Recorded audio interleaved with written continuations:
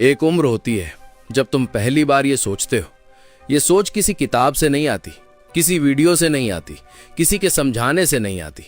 ये तब आती है जब तुम किसी को देखते हो, कोई जो तुमसे ज्यादा होशियार नहीं था, जो तुमसे ज्यादा मेहनती नहीं था, जो तुमसे बेहतर घर से नहीं था, जिसके मार्क्स तुमसे कम थे, जो तुम्हारे साथ उसी कोचिंग में बैठता था, जो उसी मोहल्ले की गलियों में तुम्हारे साथ बड़ा हुआ था।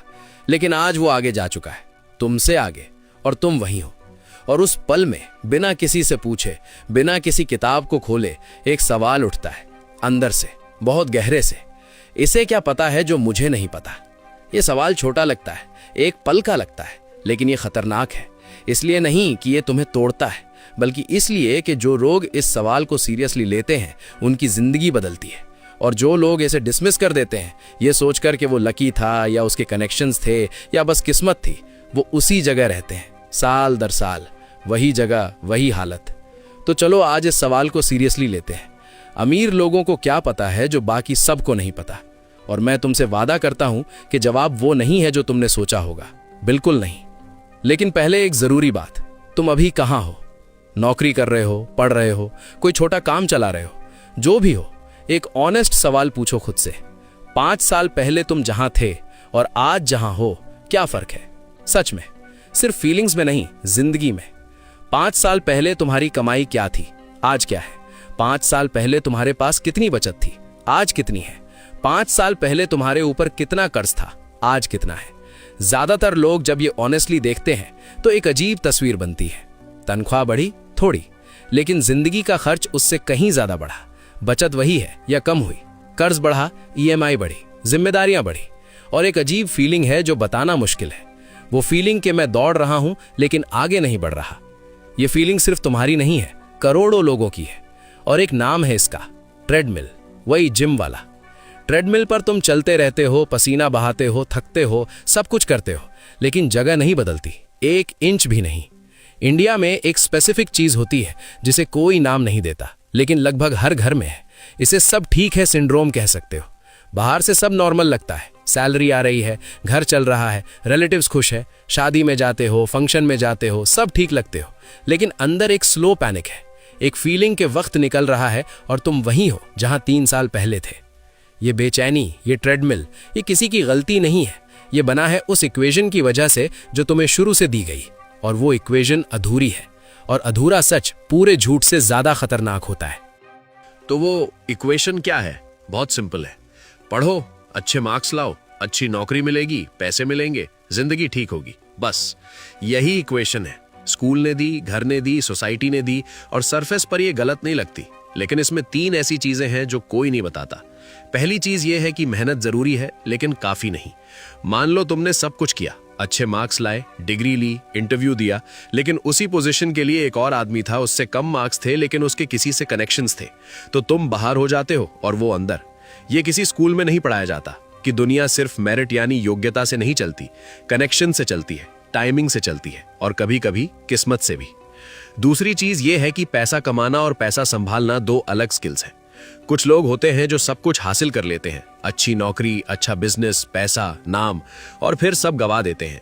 मार्केट नहीं बदली, किस्मत ने धोखा नहीं दिया, उनके अंदर कुछ था जो तब तक दिखा नहीं जब तक सब कुछ दांव पर नहीं था। कोई एक आदत, कोई एक कमजोरी, एंगर, ईगो, ग्रीड, या बस लोगों को हैंडल न कर पाना। स्कूल में मार्क्स का फॉर्मूला है, लेकिन खुद को जानने का कोई फॉर्मूला नहीं है। और जो खुद को नहीं जानता वो चाहे कितना भी कमाए, कहीं ना कहीं उसी से हारेगा। तीसरी चीज सबसे जरूरी है, एक काम करो, अभी अपने साथ वाले लोगों के बारे में सोचो जो 8-10 साल पहले तुम्हारे साथ थे। सेम काम, सेम जगह, सेम शुरुआत। आज वो कहां है?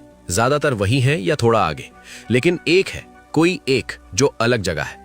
और तुम जानते हो मैं किसकी बात कर रहा हूं। तुम्हारे जहन में अभी उसका चेहरा आया होगा। वो ज्यादा पढ़ा लिखा नहीं था, ज्यादा टैलेंटेड नहीं था, ज्यादा लकी भी नहीं था, कम से कम शुरुआत में। तो वो अलग क्यों है? उसकी सोच अलग थी। वो उस ट्रेडमिल को देख सकता था जिस पर बाकी सब बिना सोचे दौड़ रहे थे, और उसने एक अलग रास्ता चुना। यही वो तीसरी चीज है जो इक्वेशन में नहीं बताई जाती। नौकरी तुम्हें जिंदा रख सकती है, लेकिन सिर्फ नौकरी, सिर्फ यही इक्वेशन तुम्हें कभी आजाद नहीं करेगी। और जिंदा रहने और आजाद होने में बहुत बड़ा फर्क है। तो वो अलग रास्ता क्या है? एक अमेरिकी लेखक था, MJ डेमार्को। उसने किताब लिखी जिसका नाम था द मिलियनेयर फास्ट लेन। और उसमें उसने बात कही जो पहली बार पढ़कर रुकना पड़ा, सच में रुकना पड़ा। उसने कहा कि दुनिया में पैसे के साथ 3 रास्ते हैं और ज्यादातर लोग ये सोचे बिना कि वो कहां हैं, एक रास्ते पर चल रहे हैं। पहले रास्ते का नाम है साइड वॉक। ये वो लोग हैं जो आज के लिए जीते हैं। पैसा आता है और किसी ना किसी वजह से जाता रहता है, कभी जरूरत में, कभी ख्वाहिश में, कभी इमरजेंसी में, लेकिन जाता जरूर है। इस महीने की तनख्वाह अगले महीने की ईएमआई बन जाती है और इनके अंदर एक गहरा विश्वास है कि ये सब ठीक हो जाएगा। कोई ना कोई इवेंट आएगा, नौकरी बदलेगी, किसी बड़े आदमी से कनेक्शन बनेगा, लॉटरी लगेगी या कोई बिजनेस आइडिया काम कर जाएगा। एक ना एक दिन सब बदल जाएगा। इसी विश्वास की वजह से आज का पैसा आज के लिए है, कल की चिंता कल देखेंगे। और ये सिर्फ कम कमाने वालों की बीमारी नहीं है। 20,000 रुपए वाला भी साइड वॉक पर हो सकता है और 80,000 वाला भी, क्योंकि दोनों की नेट वर्थ 0 है। इनकम अलग है, माइंडसेट एक है। दूसरे रास्ते का नाम है स्लो लेन। और यहां एक जरूरी बात सीधा कह देता हूं, स्लो लेन काम करता है, सच में करता है। अगर तुम आज से हर महीने अपनी सैलरी का कुछ हिस्सा बचा लो, एफडी करो, एसआईपी करो, हर साल अनुशासन के साथ ऐसा करो, तो 40 साल बाद तुम अमीर होगे। ये मैथ सही है, ये प्लान असली है, इसमें कोई झूठ नहीं है। लेकिन एक सवाल है, 40 साल बाद तुम्हारी उम्र क्या होगी, 60 या 65? और इन 40 सालों में तुम्हारी जिंदगी कैसी होगी? हर महीने थोड़ा बचाओ, महंगी चीज मत लो, वेकेशन पे मत जाओ, अभी इंजॉय मत करो, बाद में करेंगे। एक साधु की तरह जियो ताकि 60 साल की उम्र में चैन मिले। और जब 60 साल की उम्र में वो चैन आए, जब अकाउंट में पैसा आए, तब तुम्हारे पास क्या नहीं होगा? वो एनर्जी नहीं होगी जो 30 साल की उम्र में थी, वो दोस्त नहीं होंगे जो आज साथ हैं, वो माँ बाप नहीं होंगे जिन्हें तुम कुछ दिखाना चाहते थे, वो बच्चे नहीं होंगे जो अभी छोटे हैं और तुम्हारे साथ वक्त बिताना चाहते हैं। स्लो लेन काम करता है, लेकिन उसकी कीमत तुम्हारी पूरी जवानी है। यही स्लो लेन का असली चेहरा है।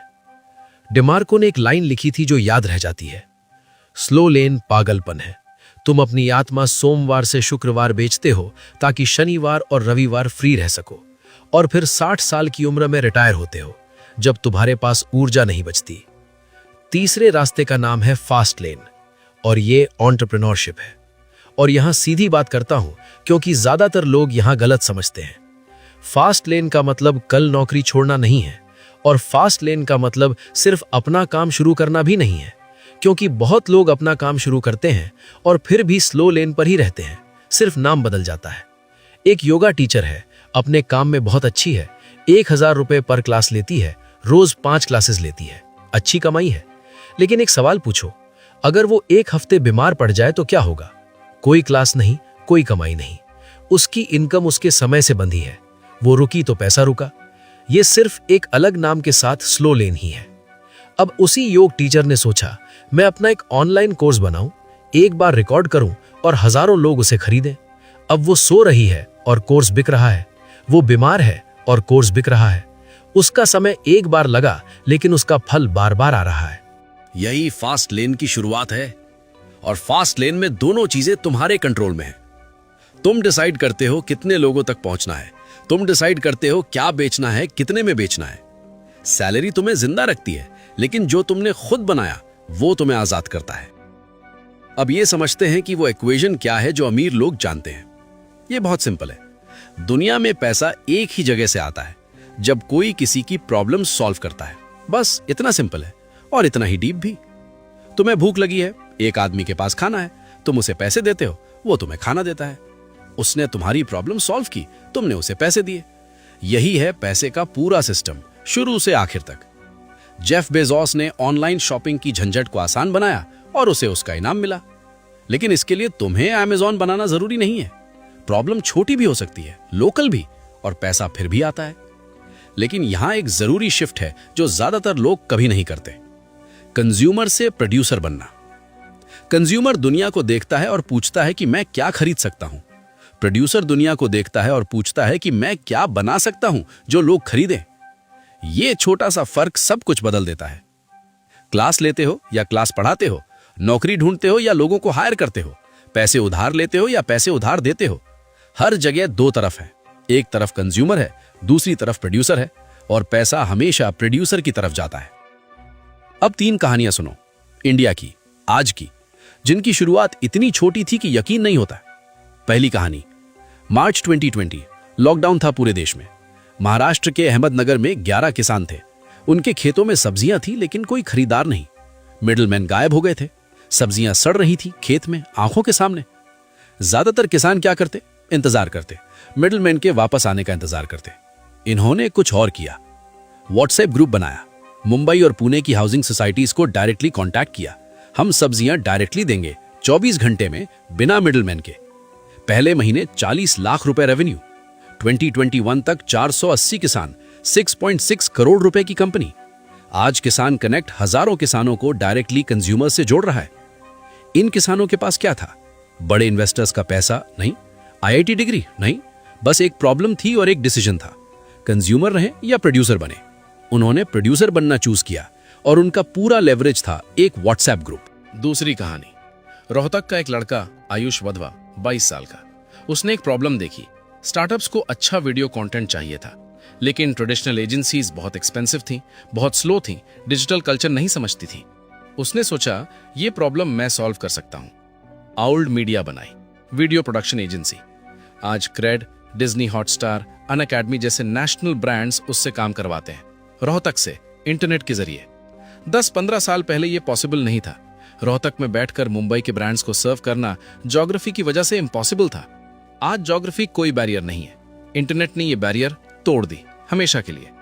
तीसरी कहानी, बाड़मेर, राजस्थान, रूमा देवी, 8वीं क्लास तक पढ़ी, 17 साल में शादी हो गई और फिर उनका पहला बच्चा 48 घंटे में चला गया। हॉस्पिटल नहीं ले जा सके, पैसे नहीं थे। उस दिन उन्होंने एक बात तय की, जिंदगी भर किसी के आगे हाथ नहीं फैलाएंगी। यही उनका वाय था और यही वाय उन्हें उठाता रहा। उनके पास क्या था? सिर्फ एक स्किल, एम्ब्रॉयडरी, जो उनकी दादी ने सिखाई थी। उन्होंने 10 औरतों को इकट्ठा किया, हर एक ने 100 रुपए दिए, 1000 रुपए जमा हुए, एक पुरानी सुइंग मशीन खरीदी, हैंड एम्ब्रॉयडर्ड बैग्स बनाने शुरू किए। बड़े डिजाइनर्स ने कहा फैशन तुम्हारा फॉर्टे नहीं है, वो नहीं मानी। आज 30,000 औरतें उनसे जुड़ी हैं, 150 विलेजेस में। 2018 का नारी शक्ति पुरस्कार मिला, 100 रुपए से, एक स्किल से और एक डिसीजन से। ये तीनों, 11 किसान, रोहतक का लड़का, बाड़मेर की रूमा देवी, इनमें कॉमन क्या था? आईआईटी नहीं था, बड़े इन्वेस्टर्स का पैसा नहीं था, बिग सिटी नहीं थी, बस एक शिफ्ट थी, कंज्यूमर की सोच से प्रोड्यूसर की सोच। लेकिन यहां एक सवाल आता है। ये सब सुनकर अच्छा लगता है, लेकिन ये लोग इतने लोगों तक पहुंचे कैसे? सिर्फ आइडिया काफी नहीं होता, आइडिया को लोगों तक पहुंचाना पड़ता है। इसका जवाब है स्केल। स्केल का मतलब है अपने काम को उस जगह तक पहुंचाना जहां वो तुम्हारे बिना भी चले। एक एग्जाम्पल लेते हैं। एक कुक है, बहुत अच्छा खाना बनाता है। उसने एक ढाबा खोला, रोज 50 लोग आते हैं। वो ढाबा उससे ज्यादा नहीं बढ़ सकता जितना वो खुद काम कर सकता है। वो बीमार पड़ा तो ढाबा बंद। उसकी कमाई उसके समय से बंधी है। अब उसी आदमी ने सोचा कि मैं अपनी रेसिपी को एक प्रोडक्ट बना दूं। मसाला बनाया, पैक किया, ऑनलाइन बेचा। पहले महीने 100 पैकेट्स बिके, छठे महीने 10,000 पैकेट्स बिके। वो सो रहा था और पैकेट्स बिक रहे थे। एक तरफ वो आदमी है जो बीमार पड़ने पर ढाबा बंद करता है, दूसरी तरफ वो आदमी है जिसका सिस्टम बीमारी में भी चलता रहता है। दोनों ने सेम शुरुआत की थी, फर्क सिर्फ एक डिसीजन का था। और यही मैं अभी कर रहा हूं। ये वीडियो जो तुम सुन रहे हो, मैं एक जगह बैठकर बना रहा हूं, लेकिन ये एक साथ हजारों लोगों तक पहुंच रही है। मुझे हर एक से अलग मिलने की जरूरत नहीं। मेरा वक्त एक जगह लगा, लेकिन उसका असर कहीं ज्यादा जगहों पर हो रहा है। यही लेवरेज है। लेवरेज का मतलब है कि तुम्हारी एक बार की मेहनत बार बार काम करती रहे, तुम्हारे सोते हुए भी, तुम्हारे बीमार होने पर भी। आज इंडिया में ये पहले से कहीं ज्यादा पॉसिबल है। एक आदमी एक गांव में बैठकर यूपीआई से पेमेंट ले सकता है, व्हाट्सएप से ऑर्डर्स ले सकता है और पूरे इंडिया में बेच सकता है। 10 साल पहले जगह तुम्हारी किस्मत तय करती थी। मुंबई में हो तो मौका है, छोटे शहर में हो तो नहीं।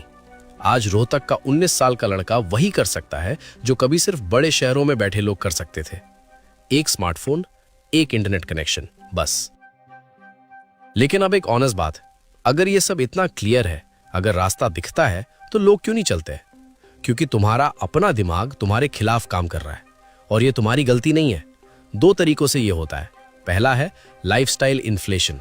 तुम 30,000 रुपए में जी रहे थे, थोड़ा तंग था लेकिन चल रहा था। प्रमोशन मिली, 40-50,000 हो गई, खुश हुए और फिर ऑटोमेटिकली जिंदगी 50,000 की हो गई। बड़ा फ्लैट, बड़ा किराया, नई बाइक, अच्छे रेस्टोरेंट्स। 3 महीने बाद वही फीलिंग, पैसे नहीं है, क्योंकि जो एक्स्ट्रा 20,000 रुपए मिले वो बचे नहीं, वो एक नई लाइफस्टाइल में बदल गए। और अब वो लाइफस्टाइल लग्जरी नहीं, जरूरत लगती है। इनकम बढ़ी, लाइफस्टाइल ज्यादा बढ़ी, और ये ट्रेडमिल ही है, बेटर क्वालिटी की ट्रेडमिल, लेकिन ट्रेडमिल पर ही। दूसरा है नुकसान का डर। एक बात पूछो खुद से, तुम्हारे सामने 2 ऑप्शंस है। पहला, गारंटीड 10,000 रुपए मिलेंगे। दूसरा, 50% चांस है कि 25,000 मिलेंगे और 50% चांस है कि कुछ नहीं मिलेगा। ज्यादातर लोग पहला ऑप्शन चुनते हैं, लेकिन लॉन्ग रन में दूसरा ऑप्शन मैथमेटिकली बेहतर है। फिर भी हम पहला चुनते हैं। क्यों? क्योंकि खोने का दर्द पाने की खुशी से हमेशा बड़ा होता है, ये प्रूव हुआ है। और ये डर एक अदृश्य पिंजरा है, दिखता नहीं लेकिन हर डिसीजन में महसूस होता है। यही वजह है कि लोग टॉक्सिक नौकरी नहीं छोड़ते, कम से कम सैलरी तो आ रही है। यही वजह है कि रिस्क नहीं लेते, जो है वो खो जाएगा। नुकसान का डर फायदे की उम्मीद से हमेशा बड़ा होता है। और ये तुम्हारी कमजोरी नहीं है, ये एवोल्यूशन है। जंगल में जो था वो खा लो, कल शायद ना हो। सेफ्टी में रहो, बाहर खतरा है। ये इंस्टिंक्ट्स तब यूजफुल थी, आज यही इंस्टिंक्ट्स तुम्हें फाइनेंशियली उसी जगह रखती हैं। तो प्रैक्टिकली कहां से शुरू करें? यही सबसे जरूरी सवाल है, और यही वो सवाल है जो ज्यादातर वीडियोस कभी आंसर नहीं करती। 3 कदम है। पहला कदम, अपनी नौकरी अभी मत छोड़ो। नौकरी तुम्हारी रनवे है। रनवे मतलब वो पैसा जो तुम्हें जिंदा रखता है जब तक तुम कुछ और बिल्ड कर रहे हो। रनवे खत्म हो जाए तो प्लेन क्रैश करता है। पहले रनवे सिक्योर करो। नौकरी करते हुए रात के 2 घंटे, वीकेंड के कुछ घंटे, यहीं से शुरू होता है। दूसरा कदम, एक ऐसी स्किल सीखो जो रेयर हो, ऐसी स्किल जो बहुत लोगों के पास नहीं है और जिसकी डिमांड है। ये कोडिंग नहीं होनी चाहिए जरूरी, ये कोई स्पेशल सीएनसी मशीन ऑपरेट करना या प्रोग्रामिंग हो सकता है, सोलर पैनल इंस्टॉलेशन हो सकती है, प्लम्बिंग हो सकती है, किसी स्पेसिफिक वेल्डिंग टेक्निक में माहिर होना हो सकता है, मुर्गी पालन का वो साइंटिफिक मेथड जो बाकी किसानों को नहीं पता वो हो सकता है। जो भी हो, वो स्किल जो बहुत कम लोगों के पास हो और जिसके लिए लोग पैसे देने को तैयार हों। तीसरा कदम, प्रॉब्लम्स देखना शुरू करो। रोज अपनी जिंदगी में, अपने आसपास, अपने काम में एक सिंपल सवाल पूछो खुद से, ये काम इतना मुश्किल क्यों है? इसे आसान कैसे किया जा सकता है? हर फ्रस्ट्रेशन एक छुपी हुई अपॉर्चुनिटी है। और आज रात एक काम करो, एक कागज निकालो, एक तरफ लिखो कि तुम्हारे पास कौन सी स्किल्स हैं, दूसरी तरफ लिखो कि तुम्हारे आसपास कौन सी प्रॉब्लम्स हैं जो कोई ठीक से सॉल्व नहीं कर रहा। बस यही 2 लिस्ट्स, कहीं नहीं जाना, कोई कोर्स नहीं खरीदना, बस यही 2 लिस्ट्स, यही शुरुआत है। एक आखिरी बात, और ये सबसे जरूरी है, ये पूरी बात जो मैंने बताई सच में सिर्फ पैसे के बारे में नहीं है। सोचो, अगर कल तुम्हारे अकाउंट में 10 करोड़ रुपए आ जाएं, तो तुम क्या करोगे? शायद घर लोगे, गाड़ी लोगे, लेकिन उसके बाद? जवाब घर या गाड़ी नहीं है, जवाब ये है, सुबह उठूं और खुद डिसाइड करूं कि आज क्या करना है।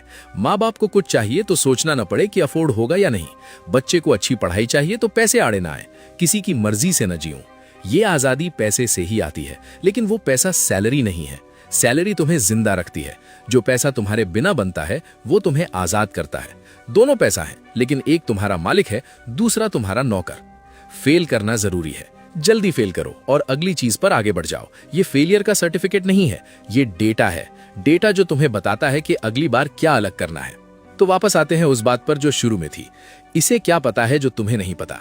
अब तुम जानते हो, वो एक अलग इक्वेशन जानते हैं। वो पैसे के पीछे नहीं भागे, वो प्रॉब्लम्स के पीछे गए। उन्होंने वैल्यू बनाई, उन्होंने स्केल किया और पैसा आया। अब तुम्हारे पास भी वो इक्वेशन है। क्या करते हो उसके साथ, ये तुम्हारा फैसला है। पैसा कमाना और अमीर बनना एक ही चीज नहीं है। पैसा कमाते हो सैलरी से, अमीर बनते हो वैल्यू से। और अब तुम जानते हो कि वो वैल्यू कैसे बनती है।